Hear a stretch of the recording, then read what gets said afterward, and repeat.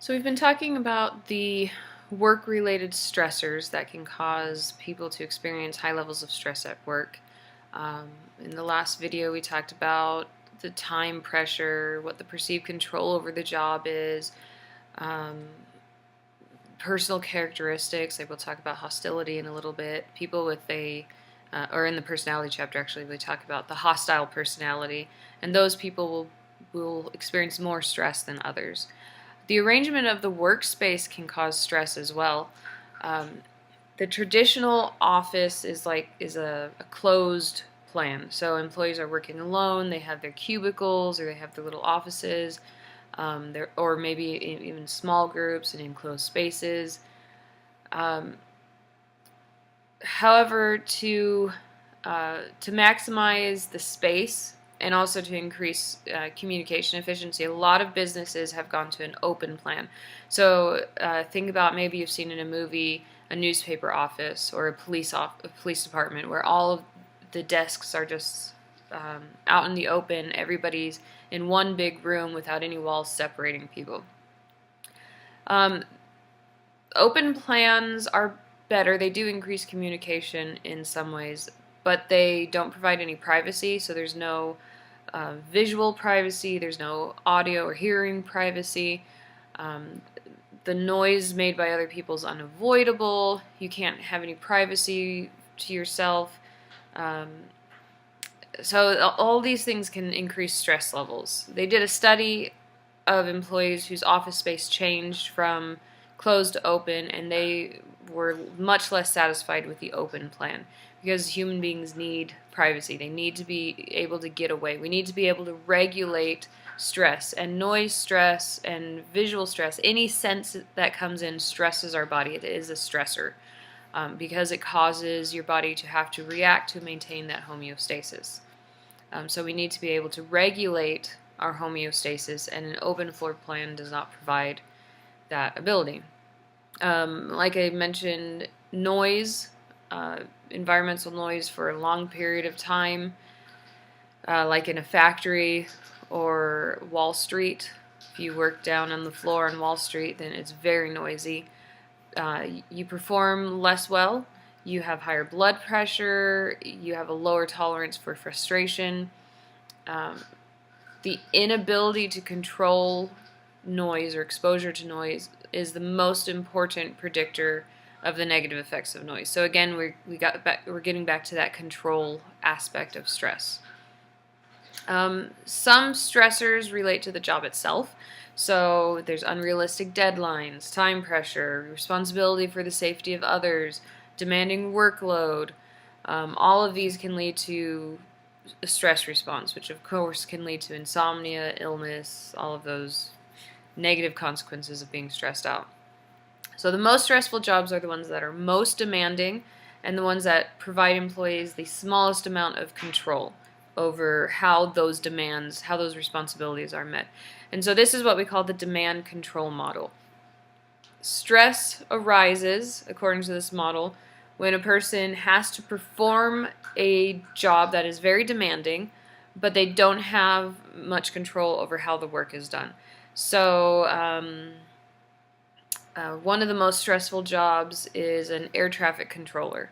They have the responsibility of making sure these planes filled with hundreds of lives get down safely, and yet they are actually making none of the decisions.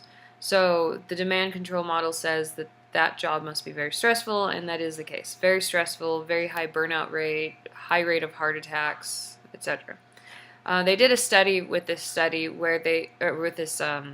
this model, the demand control model, where they showed that employees who felt they didn't have much control over the job, they actually had a 50% higher risk of developing coronary heart disease than employees who felt like they did have a sense of control. So if you feel out of control at your job, you may be giving yourself a heart attack later on. Another study that was done showed that employees who believed they worked hard at their jobs but didn't receive recognition or promotion, they were twice as likely to develop coronary heart disease as the employees who perceived that their job had been recognized or that they had advanced on their job. So the jobs where you have to make decisions that affect others, where you have to keep others uh, busy, you have to keep other people happy, um, where you're responsible for other people's lives, those are particularly stressful. But different aspects of jobs might be considered stressful in different ways. Depends on the culture, depends on your perception of stress, and of course your perception of control. So, like an air traffic controller might be seriously stressful for certain people, while other people it doesn't bother them quite as much because of differences in those factors. So I mentioned burnout. Burnout is when you have these chronic stressors, the physical, the mental exhaustion, sense of you haven't accomplished much, cynicism about the job. So maybe you feel like your boss is very corrupt, or you feel like your what you're doing is actually hurting people, or whatever. That's the sense of cynicism. All of those add up to burnout. And what is burnout? The symptoms are you feel tired all the time, you show signs of depression, you feel trapped in the job, the cynicism, like I mentioned. All of those are feelings of burnout. What increases burnout is you don't really know what your job is. So your work role, it's ambiguous. You're not sure exactly what your responsibilities are. Conflict in the workplace. It leads to a lot of burnout. Work overload. The demands of the job are too hard. There's not enough help. Social support. So you don't have a good social network. You don't have friends. You don't have family. The people at work you don't get along with. If you feel ineffective, you don't feel appreciated. If your supervisor is very inconsiderate, that's a big issue. If the job requires a lot of commitment to other people, which is not necessarily a bad thing, but taken in consideration with all these other problems, that's bad. Promotions are, if you don't have promotions, then that leads to a sense of burnout. The business Zappos, the shoe company, they had a model where every 18 months you could promote. So you had to meet certain criteria, take certain classes, and then you could apply for a promotion. So they decided that they wanted to test to see if a sense of progress really would make their employees happier. So they broke the promotion up into 3 steps, and they offer the promotion every 6 months. So if you meet the criteria, you can apply to be promoted every 6 months. And employee happiness went up dramatically because they felt like they were progressing. 18 months was too long, but feeling like you're progressing every 6 months or so, it significantly increases your happiness level. Which might be one reason why we have the semester system or the quarter system at colleges and universities, because you really feel like you're progressing. If each class was a year long, then, or a couple years long, then that would really lead you to a sense that you're not moving forward in life. And then if there's rigid rules, the job feels unfair, it feels like you're being done over, you're working so hard for this person or this corporation, and yet they don't make any exceptions for you. It makes you feel like you're not cared about when the rules are too rigid. And that's a good tip for parenting, too. You don't want the rules to be too rigid. Can't be too permissive, because then you also don't feel cared about. But if the rules are too rigid, it leaves you feeling uncared for. Now, the business itself is not the only thing that contributes to feeling burned out. Your personal characteristics lead to feelings of burnout as well. People are more likely to burn out if they're single. Being married, that gives you social support. Having family gives you social support. The younger you are, the more likely you are to burn out. If you have a higher neuroticism score in your personality, in the personality chapter we talk about the big 5 traits, and neuroticism is one of those. And remember, neuroticism does not mean craziness, it means anxiety, worry. So how much do you worry? If you worry a lot, you're more likely to burn out faster.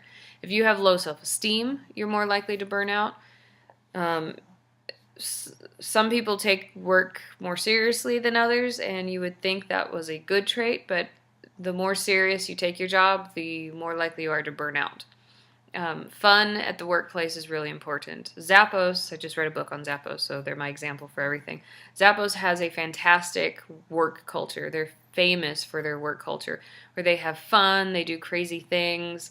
If you go to a tour of the Zappos company, which you can do, you might get there and they're doing a parade or a best tutu contest or all sorts of crazy things at their place of business. As a matter of fact, when they hire people, one of the questions they ask is on a scale of 0 to 10, how weird are you? And they want to find people who are weird and quirky and willing to do things out of the box and have fun because it enhances happiness, decreases burnout, makes people more productive. If you don't like if you're not a team player and your job requires you to be a team player, more likely to burn out. And there's nothing wrong with, well, there's a few things wrong with not being a team player, but if that's your personality, then you find a job that caters to that. But people who aren't team players tend to suffer more in life. There's a lot of disadvantages to that. And then your attachment style. I'm not sure if we've talked about attachment style yet, but attachment style is how attached are you to your parent or the parent figure in your life. Are you securely or insecurely attached to them? So do you feel safe in life? Did your parents or whoever raised you give you a feeling of security, that life was a safe place, and that even if there's challenges, they can be overcome, and so on? If you have an insecure attachment style, you're more likely to burn out faster. Now, a lot of people ask about vacations with burnout. Vacations do help, but it's a temporary help, and burnout returns pretty quickly when you go back to the same job with the same stressors. And so the only remedy for burnout is, well, I mean, there's a few remedies. If you can change your personality, like your attachment style, your perceptions of stress, perceptions of control, sometimes that can help. But for a lot of people, it needs to be drastic. You change jobs, you change career, and sometimes that's the only way to fix burnout. Now, we just dealt with the San Bernardino shooting, and even though it looks like it's probably not a workplace violence issue, it's a terrorism issue, conflict at work does lead to violence in the workplace. Sometimes. It's not very common. The news likes to make it seem like it's more common than it actually is, but it does happen. Going postal is a phrase we have because the post office, the system meets a lot of those criteria for burnout, and so you have people who get burned out and react violently. But there's a lot of employees who don't react violently. So what's the difference? An employee who does react with bringing violence into the workplace usually feels that the supervisor has been very unfair to them, whether that's with a raise or assigning them to a certain job, promoting somebody over them. They also feel that their supervisor is not just unfair, but is dictatorial. Like it's a dictator. They're working under Hitler. It's so bad. They don't feel cared about. They feel like the supervisor bosses them around. They feel really done over. They really like there's been an injustice done to them. And then the third typical criteria is that the work conditions are very stressful, which I'm not sure why the postal system thinks that, but I've never worked as a postal worker, so I know perhaps it's a very stressful job. Now, what decreases the risk of violence? If your employee behaves cooperatively, is getting along with other people, that needs to be rewarded. So teaching and rewarding cooperative behavior, number one way to decrease violence in the workplace. Dealing with the causes of anger. So I've worked at a place where people treat each other really badly and none of the supervisors ever would deal with it. And so refusing to deal with what is making people miserable and angry, you're really increasing the chances of workplace violence happening. And then training, supervisors need to be trained to be sensitive to the needs of their employees. and their experiences at the workplace. How are they feeling? What's going on? Basically, it needs to be a caring environment, and that's the biggest way to decrease um, violence in the workplace. So with the San Bernardino shooting, what's interesting is they had thrown a baby shower for the couple, and evidently there was very friendly relationships. That might be just what they're saying, might be true. But if it is true, then it would be very strange for it to be workplace violence. All right, so what else stresses us out? Economic factors, being unemployed. If you've ever been unemployed, you know that is a significant stressor. Low socioeconomic status. So if you don't remember, SES is your social as well as your economic status. So it's not just the amount of money you make, but what is your social standing within your community. So you can have, although we don't typically think of it this way, you can live in a rich neighborhood and you can make more money than most people do, and you can still have a lower SES because within your social sphere, you are a low man on the totem pole. So low socioeconomic status, people with low SES are less healthy, they're more stressed out, they're more likely to get ill, die younger, etc. than people with higher SES. You have a job with less status, a job where you're paid less than what you should be being paid for that job. If you live in a poor neighborhood, there's fewer shops, fewer recreational facilities, fewer hospitals, higher crime. All of these circumstances, generally these are associated with low SES, but these criteria really economically increase our stress levels. So basically living without resources, financial resources, life resources, all of these resources are a way for us to cope with stress. And not having these resources outstrip our coping mechanisms, outstrip our coping resources, and create a sense of just chronic stress. We're constantly in stress because we don't have these resources. So for instance, us living up here in the high desert, we do not have a lot of resources, both financially, although of course there's exceptions to that, but even the people who are well off up here in the desert, they don't have a lot of life resources. You know, how far do you have to drive to get to the mall? And if you want to go to a decent mall, you have to go down to Victoria Gardens. How far do you have to drive to see a good doctor? How far do you have to drive to see a specialist? How far do you have to go to see a musical or an opera or a theater act? All of these extra things in life are important to human beings. That's why they're there. That's why people invented them. And we don't have a lot of those resources available to us, which means that we are more stressed out. Even if you have money, you're more stressed out here in the desert than you would be living in a place with more of life's resources. Now, despite your circumstances, some people can be stressed out or not stressed out. So you can have nothing. You can live in a Nazi concentration camp and you can still be happy and unstressed.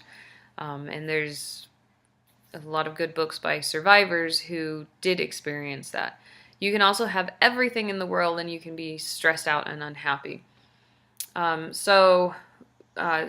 There's two researchers, Friedman and Rosenman, and they studied men who had coronary heart disease. And they wanted to see what the criteria of these people who were stressed out were. Was it the amount of money they're making? Was it the amount of resources they have in life? And they did not find that life resources led to heart disease, which coronary heart disease is like definitely a stress response. They found common traits: a sense of urgency. They were always in a rush. Things always had to be done now. They could never rest. They were highly competitive. They wanted to be better than everybody else. And then they also had high levels of what we call interpersonal hostility. So they had a hostile personality. These three characteristics they called Type A personality. You've heard Type A personality, Type B personality. Type B is the laid back, doesn't stress. Type A is very stressed out. They're urgent, things need to be done now, competitive, and hostile personality. So some research really supports this. There's other research that didn't really clearly find that type A personality led to coronary heart disease.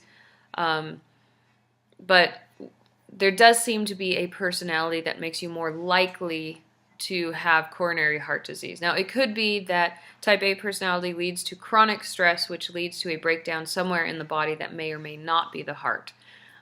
So that could be why some research has shown there's not a clear, like, type A personality causes coronary heart disease, end of story. Okay, it often causes that, or it could lead to cancer, or it could lead to breakdown somewhere else in your body. Now, the most important component of type A personality that did predict heart disease is the hostility. Okay, so there can be people who are in a rush in life, who are competitive with others, and they don't get heart disease. But the hostility itself, sorry about that. The hostility itself is really what predicts the heart disease. So hostility is characterized by mistrust of other people. You're suspicious of them. You expect to be harmed by other people. They're out there to do you in. They're going to try to get one over on you. You don't see people as caring. Okay, people are harmful. And then you're very cynical. You don't believe things, and you don't have faith in life or faith in God or faith, in the world around you. So, for instance, we see this all the time on Facebook. If you have a hostile personality, it will come out on Facebook. So, with the San Bernardino shooting, my dad was one of the cops that was involved in the actual shooting of the couple. And I posted on Facebook, this is going on right now. Make sure, you're saying your prayers for all the police officers.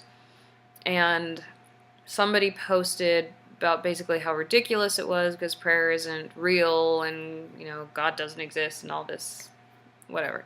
Well, you're welcome to your opinion, but it's very cynical, when somebody's saying their parent is at risk of, being killed. They're in a really dangerous situation. These people just killed 14 people and shot another 14 or whatever it was. And your response is to try to tell them how stupid they're being, that, because prayer doesn't exist. That type of attitude right there is very harmful for that person. So that person is actually just showed me that they are at a high risk of coronary heart disease. And there's all sorts of problems associated with a hostile personality. Research that's been done has shown, they did a study on medical students where those who scored in the top 20% on a hostility scale of hostile personality, they're more than 4 times as likely to develop heart disease as other people. And they looked, they were 4 times as likely to develop heart disease 25 years later than their low hostility peers. And then they're 7 times more likely to die of any cause by age 50. Not just heart disease, any cause by age 50. So if you want to live a long life, decrease the hostility, decrease the mistrust, decrease the expectation of harm, decrease the cynicism in your life. Have a little faith in the world around you. They did a study amongst lawyers.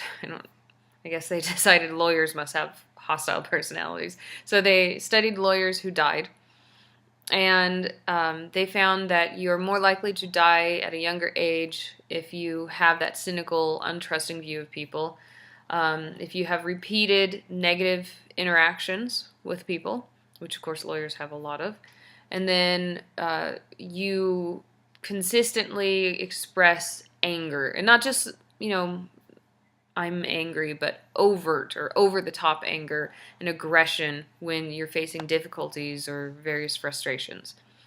So take a look at your life. Do you have the hostile personality because you're really cursing yourself to a miserable and early death?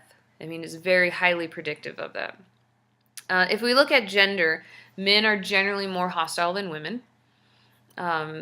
And hostile meaning mistrust, expectation of harm, and cynicism. Those are the 3 characteristics.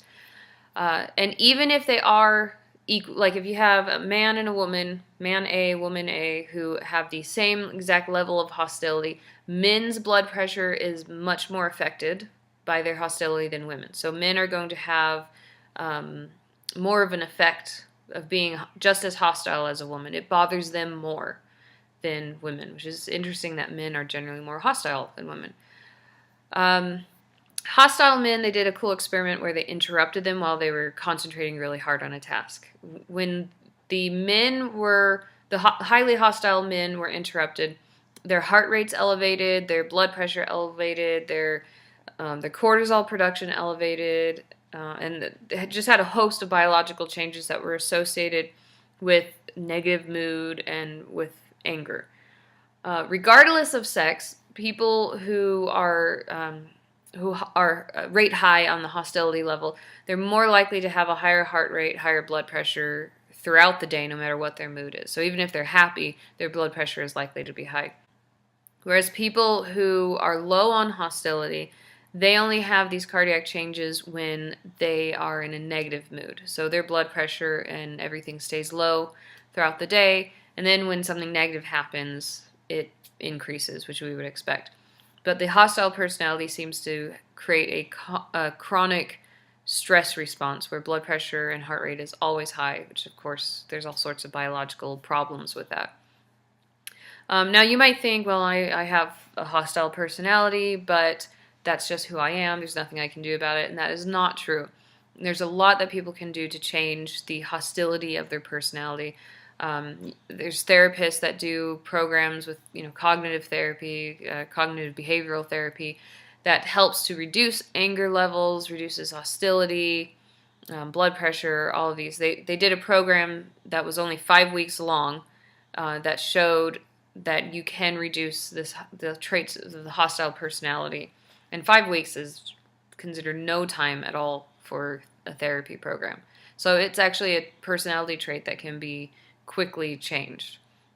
And some people argue that it's not actually a personality trait. If you remember the big five, you have openness to experiences, conscientiousness, extroversion, agreeableness, and neuroticism. Hostility is not on that. Okay. You might say agreeableness, you want other people to be happy, you want to get along. You might say hostility is on the other end of that, but really hostility is more, in this case, what we're talking about, what hostility is more of a way of looking at the world around you, of perceiving the world, rather than your actual personality. So what this program is changing is the way we're perceiving the world. We need to perceive it in a more trusting, faithful way. That's very good for our health. Okay, let's talk about the immune system. So if you are too stressed out for too long a period of time, you can have a lot of stress-related illness. We talked about heart disease, blood pressure, high blood pressure, autoimmune diseases, catching a cold. All of these are related to stress. So stress causes our immune system to crash. Okay, a lot of people believe AIDS is not a sexually transmitted disease. It is a lifestyle disease where the amount of stress we're putting our body under through, drugs, chronic various sexually transmitted diseases, because a lot of people get these STDs over and over again, and their immune system is having to fight it. You cure it with an antibiotic, you get it again. They've shown that homosexual gay sex, because it causes tears in the rectum and sperm goes in and feces gets into the bloodstream and everything, that causes a really big stress response on the body. So all of these factors may be contributing to the crash of the immune system. And so there is an alternative theory out there that AIDS is not a virus that's being spread, it's actually an autoimmune disease. So what's happening in the immune system? First of all, we have two classes of white blood cells. B cells, which are maturing in the bone marrow, and T cells, which mature in the thymus, located in our chest, if you haven't taken anatomy yet. And one type of these T cells are natural killer T cells, or NK, as your book abbreviates it. T cells, natural killer T cells, they go around and they look for cells that have been altered and are likely to become cancerous, grow into tumors, and various other foreign invaders of the body. So you could see right there that if our T cells, our natural killer cells, are not being produced in high enough levels because stress is crashing our immune system, then stress can lead to cancer, inadvertently. It can lead to cancer. Glucocorticoids like cortisol are also released when the stress response is triggered. And cortisol and the other glucocorticoids really hinder the formation of the natural killer T cells and the other white blood cells. They can actually kill the white blood cells. So not only are they not being formed, but the ones that are already out there are being attacked and killed. And the more stressed out you are, the more sensitive to stress you are, the bigger that response is. So again, if you have that hostile personality, you're more likely to get stressed out. Or if you have a very sensitive sympathetic nervous system where a little stress is a big deal for you, then your immune system will really crash when you get stressed out. So like for myself, I am fairly sensitive to stress, especially negative personal interactions. And so I'm always very careful to try to regulate the stress levels in my life because I get sick really easy. And that is because stress crashes your immune system. There is a field that studies this. It's called psychoneuroimmunology. And this looks at how our mental and emotional states affect the immune system. It's really a fascinating field of study. So some of the findings they've had is people are more likely to die right after an important event in their culture than just before them. Okay, and this probably because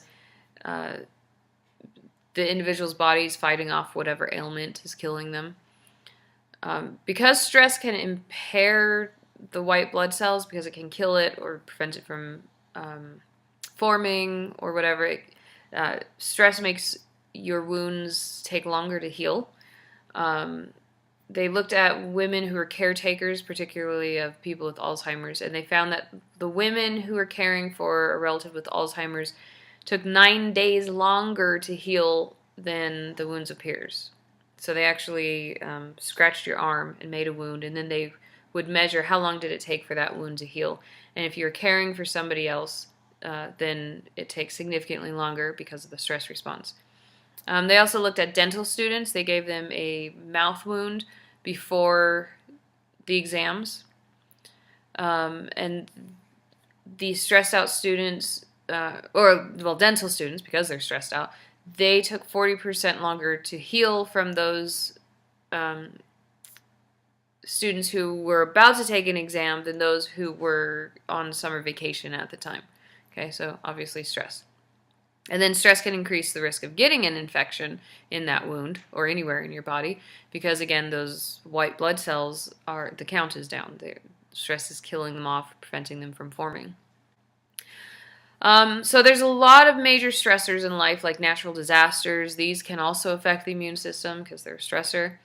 But not everybody responds to a trauma the same way. So people who get PTSD or post-traumatic stress disorder, if you don't know what PTSD is, it's symptoms like re-experiencing the trauma, flashback, you might have heard that term, heightened arousal, so you're jumpier, you're more likely to overreact to things. And then you also tend to avoid anything associated with the trauma. You have a lot of nightmares, numbing, which is, well, that's avoidance. But so trauma survivors, if they had higher heart rates immediately after the trauma, they were more likely to develop PTSD. So this is somebody with a very sympathetic, very sensitive sympathetic nervous system experiences more stress than people with a more relaxed one. People who develop PTSD after trauma their autonomic system was extraordinarily responsive to a stimuli that was similar to that in the trauma. So let's say you got in a car accident, and I show you a picture of a car accident. Your body is more likely to really react strongly to that picture than somebody else, even if they've been in a car accident. So the person who reacts strongly is the one who's more likely to get PTSD, whereas the person who reacts calmly to it is less likely to get it. Okay, so yeah. So we talked about cancer before. Let me clarify. Stress doesn't cause cancer, but it creates an environment where cancer can grow more effectively because the immune system is not fighting off those cancer cells.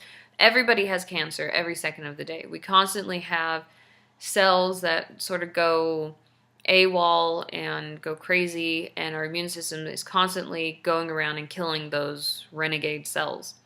But the problem is when our immune system is not functioning well, it can't go around and kill them, and then they can proliferate, they can grow into a tumor, and we can have cancer. We can be officially diagnosed with cancer at that point.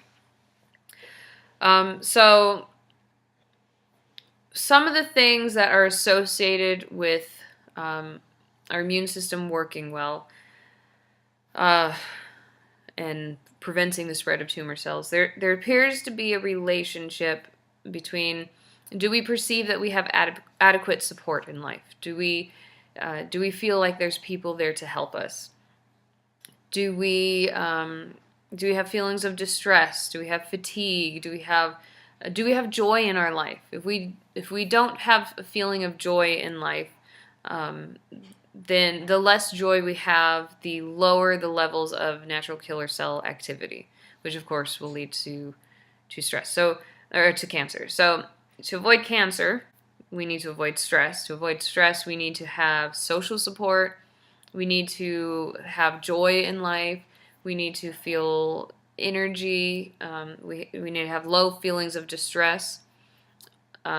Negative psychological experiences weaken our immune system. So we like to distinguish between the mind and the body, but the truth is, like I harp on in this class, the truth is that there is no separation. Everything that goes on in your head is going on in your body. It is all affecting each other. It's a cycle. Now, another thing stress can do to increase the chances of getting cancer, it doesn't just prevent the immune system from killing cancer cells, but it also, the hormones that are released with stress help capillaries, or the little blood vessels in our body, to grow, and it feeds the tumor. So stress prevents cancer cells from being destroyed, and it also brings nutrition to the tumor. Blood brings glucose, and tumor cells only grow on sugar, on glucose, carbohydrates or sugar. Which means if you have cancer or want to avoid cancer, then you need to have a low carbohydrate, low sugar diet.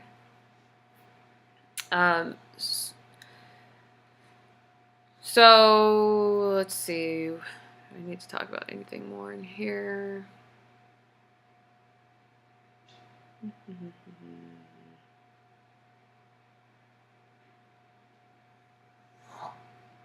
We've talked about pretty much everything with that.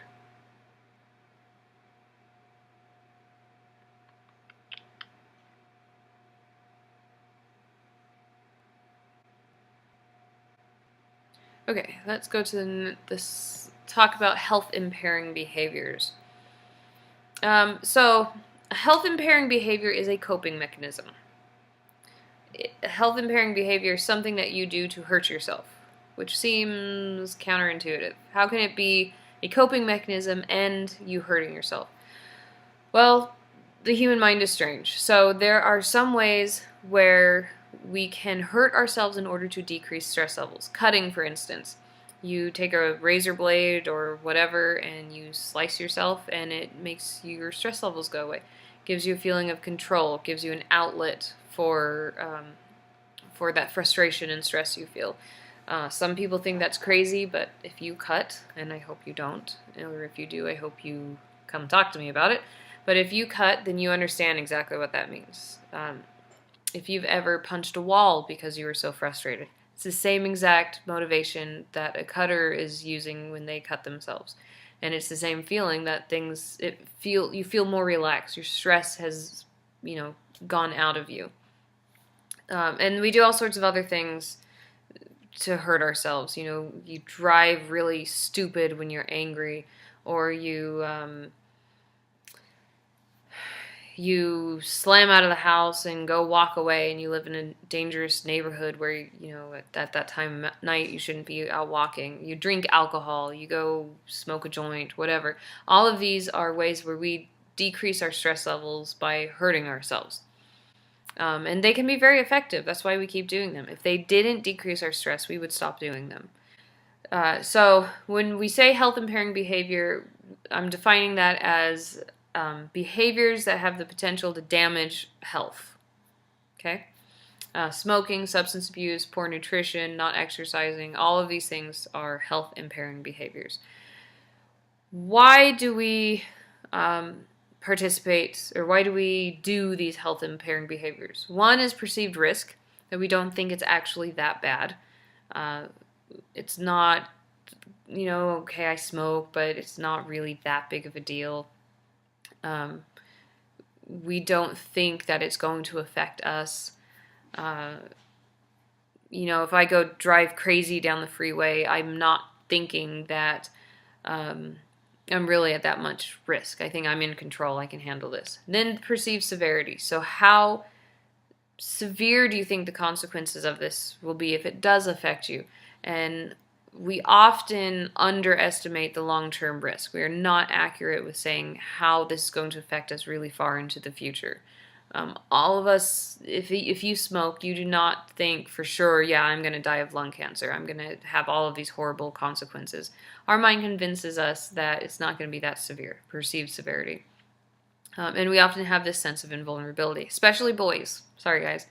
You especially have a feeling of invulnerability, which might have been bred into you in order to send you off to war. Because if you go into a war situation and you feel like for sure you're going to die, you are not a good warrior. You're not going to be a good soldier. And training we train that the perceived severity and perceived risk out of you also. Also, do we have alternatives? Do we know how else we can cope with this? Do you know that instead of punching a wall, you can go write in a journal? And research has shown that journaling is extremely effective in de-stressing people. But then how easy is it to implement these alternatives? So, do you know how to write? You can't journal if you don't know how to write. Are people in your life going to make fun of you? All of those sorts of things make it more difficult to implement the alternatives to the health impairing behavior. So changing these behaviors can be really difficult. We look at, research has shown that there are stages to change. And so as a therapist, you look at where is this person in making their change. So if for instance, I had a client once who you wouldn't classify him exactly as a cutter, but it was basically the same behavior. And he would put safety pins through his skin in his arm, and he'd just do a row of it all the way down his arm. And then, depending on how stressed out he was, he'd rip them out. And so he was just scarred so bad. And so I would look at him and say, okay, here's this behavior we need to change. Now, what stage of change is he at? Is he ready to make a change? So there's 5 stages: pre-contemplation and contemplation, preparation, action, and maintenance. Okay? So pre-contemplation means that the person has no intention of changing. They may not even know they have a problem. Maybe they might change temporarily if enough pressure is put on them. You see this all the time in relationships. She wants him to change, and so she nags him into changing, and he changes, and she thinks everything's better, and then, within a month, back to the same old crap again. Okay, that's pre-contemplation change. They have no intention of changing. Contemplation change is a person says, yes, okay, I do realize this is a problem. I know that I shouldn't be doing this. I need to change something. Um, and maybe even they start to think about doing something about it. But any real change is not, that person doesn't see it as happening now. That's off in the future. Eventually I'm going to change. I know I need to change this. Eventually I will. There was a person who worked at the college who she smoked a lot.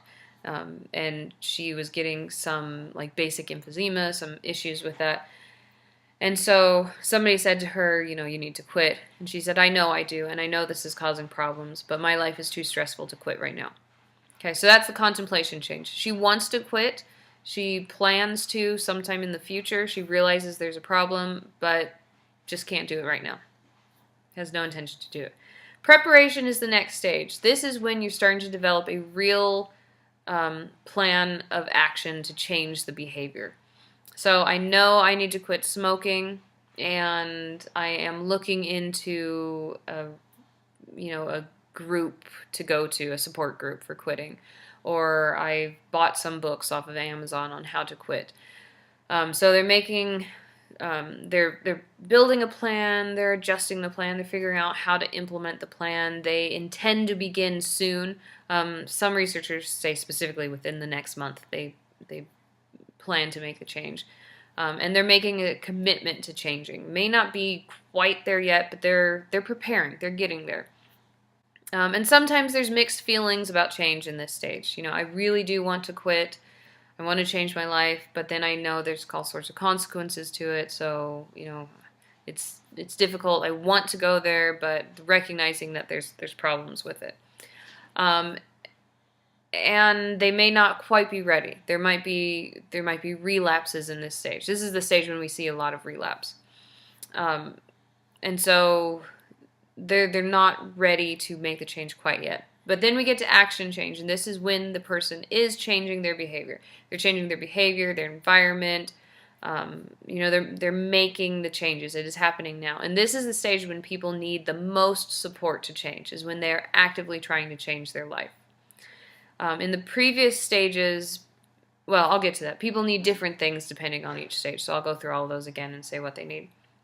Maintenance stage, the person has made the change, they've completed it, and they are trying to prevent relapse.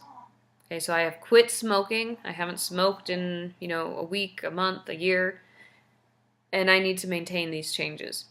They have to have a strong commitment to maintain, or relapse to the first or second stage is likely. And unfortunately, this is also the stage when support tends to drop off because people have seen they've made the change. They're fine. They're over it.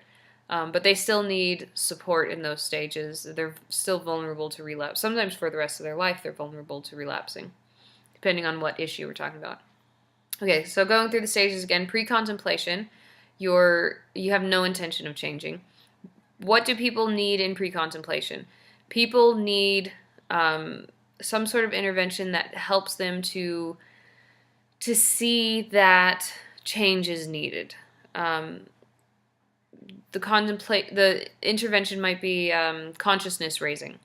So maybe you pass out flyers about the problems of smoking or the problems of cutting or whatever. And so this helps them to become aware that, yes, there is a problem. They're not ready to change it yet, but at least they know that there's a problem.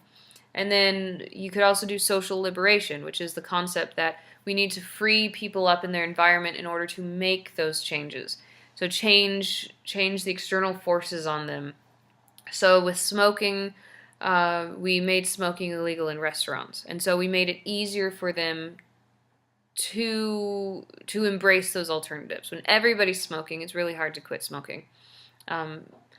That's one of the arguments against making illicit drugs legal, is that we saw with cigarettes that there is a sort of peer pressure to do it. And if you take away that peer pressure, if you socially liberate people, then it's much easier to quit or to abstain from it in the first place.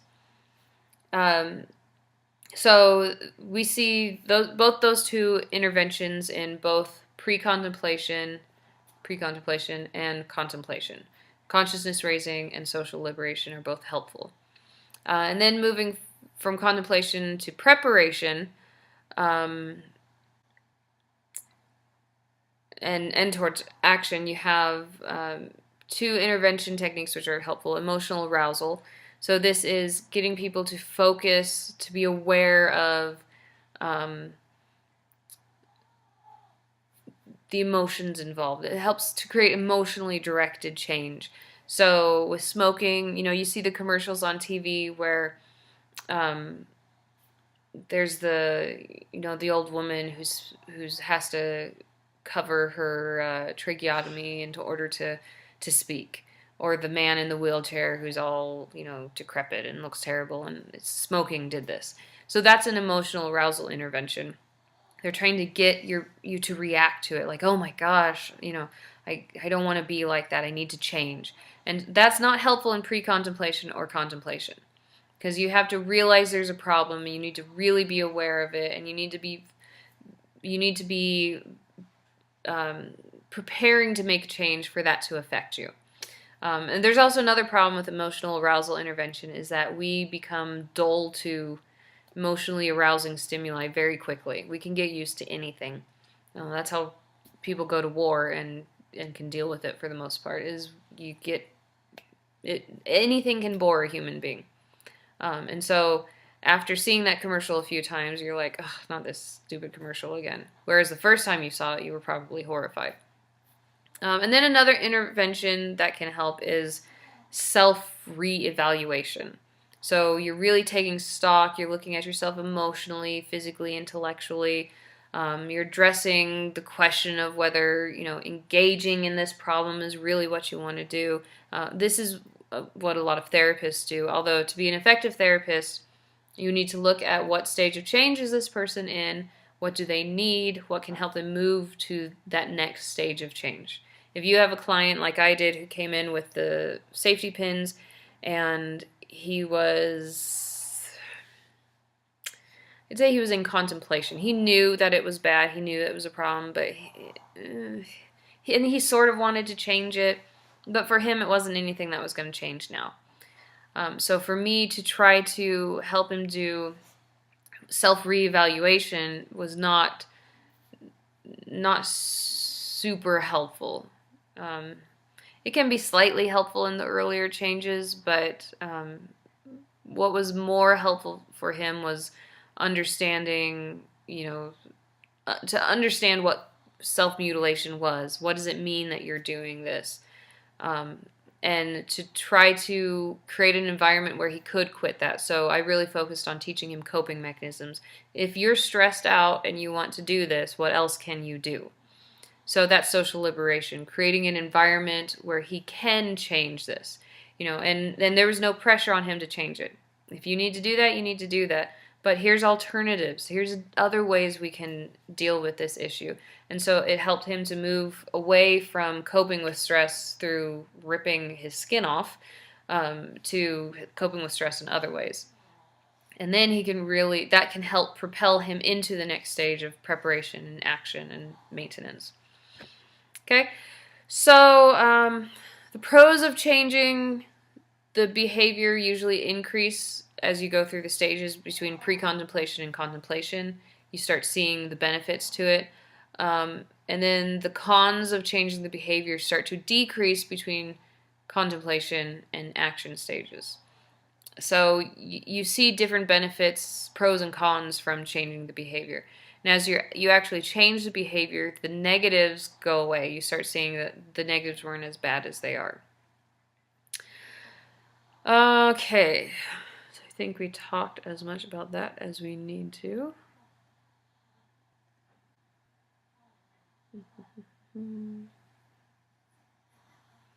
So I talked about how with that client I taught him coping mechanisms. So let's talk about what coping mechanisms there are.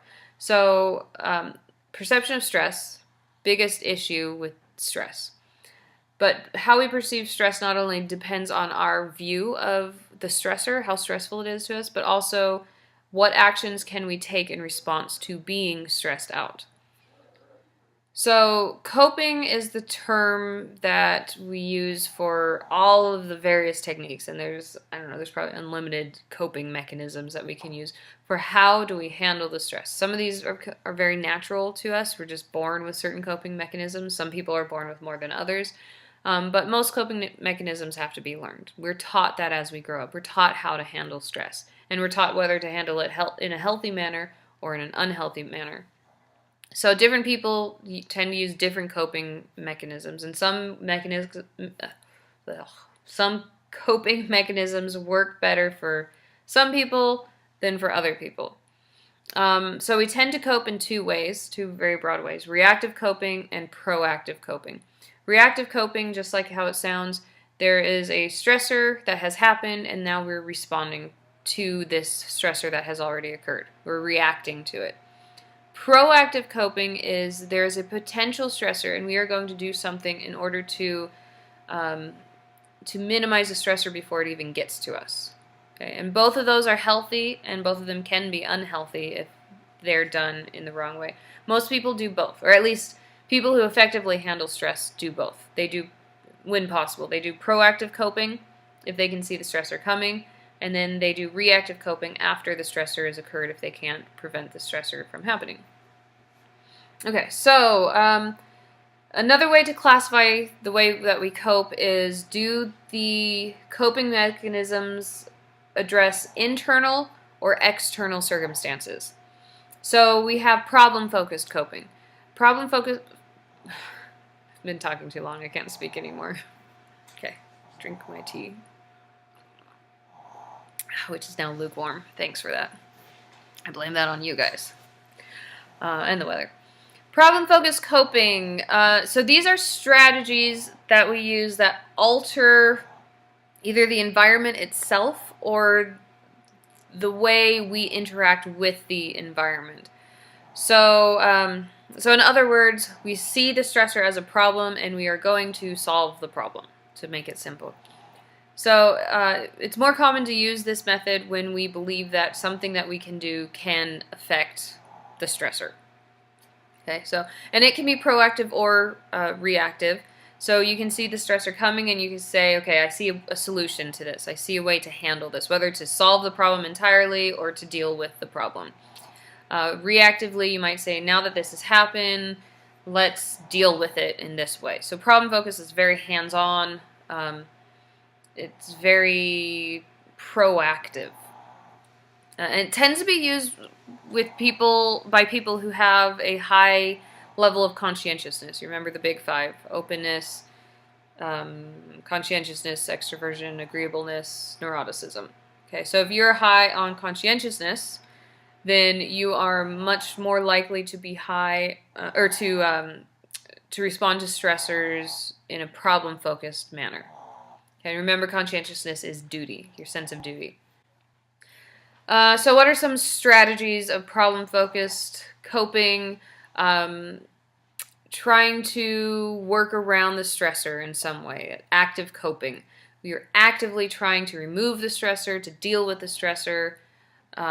You could be planning how to deal with it. So thinking about how to manage it, how to get rid of it, how to minimize it. You could go out and seek help for it. That's what we call instrumental social support. You're going to find somebody who maybe can give you advice, maybe can help you to deal with the stressor, maybe can, your kids are stressing you out, or the final exam's stressing you out, and so you call your mom up and say, can you babysit? That is an example of problem-focused coping using instrumental social support. And then suppression of competing activities, which having somebody babysit your kids could also be an example of that. Your kids are competing activity to studying, and so you are going to suppress your children, which sounds wrong. You're going to suppress that competing activity by shuttling them off to mom's house. Or maybe you're super stressed out, you have, with school, all these exams, all these assignments, and so you decide, next semester I'm going to take less classes because this is too much, or I'm going to quit my job, or I'm going to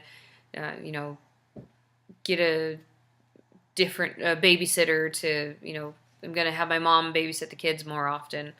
Whatever, you're suppressing these competing activities, so there's less stresses altogether. So maybe I can't I can't do anything about this one stress. I have to take Dr. Harvey's psychology class, but these other stressors, I can suppress those in order to make this stressor feel like it has less of an effect on me. And then you can also use restraint coping, which is you're going to wait to act until the time is right. So, try to think of an example of restraint coping. So, like, for instance, this weekend I had to deal with a business issue with my farm, and there's just a lot of stuff going on, stressed out, and so I decided, you know what, I'm going to wait until Monday to deal with this. And so then, instead of worrying about that over the weekend, I said I'm just going to wait until Monday. And so I decreased my stress levels. So when I did have to deal with it, it didn't seem as stressful as when I was dealing with it over the weekend. The timing wasn't right.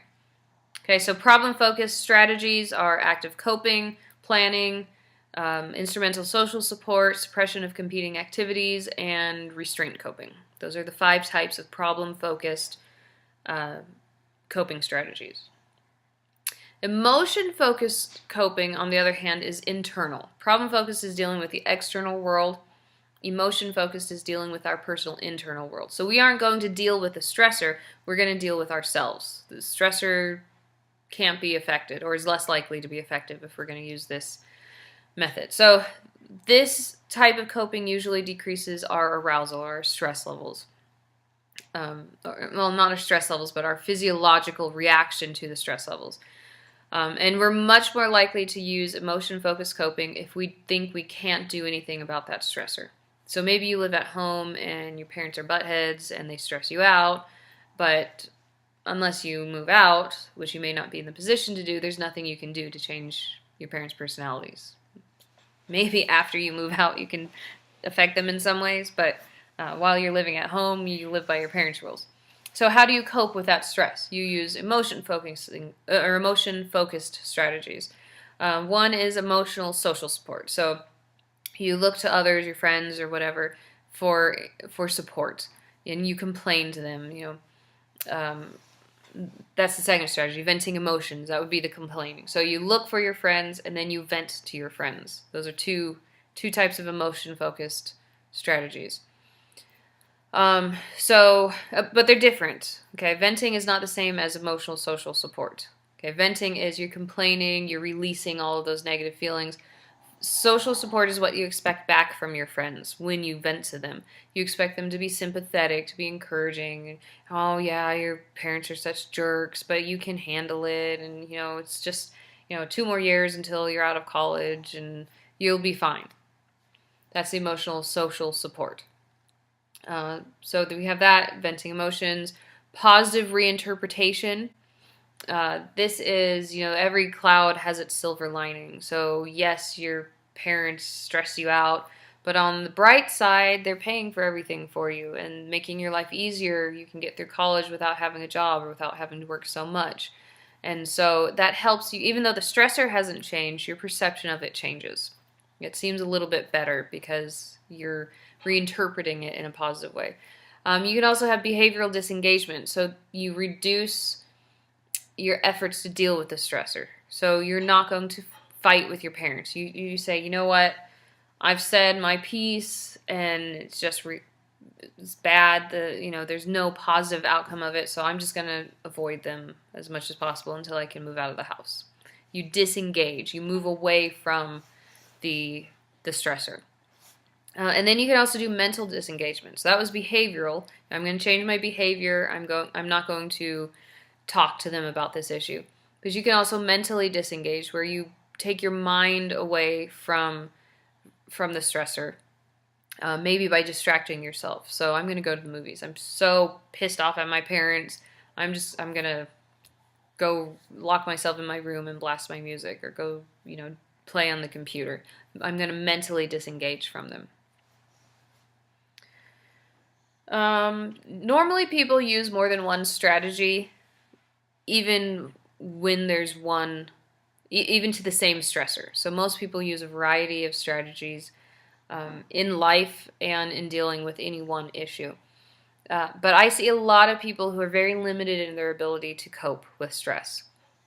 especially the people I see in domestic violence therapy. My personal theory is they had that domestic violence incident because they did not have enough coping strategies or they didn't know how to use them. So it's really important for people to be able to use these strategies and to be able to use them effectively.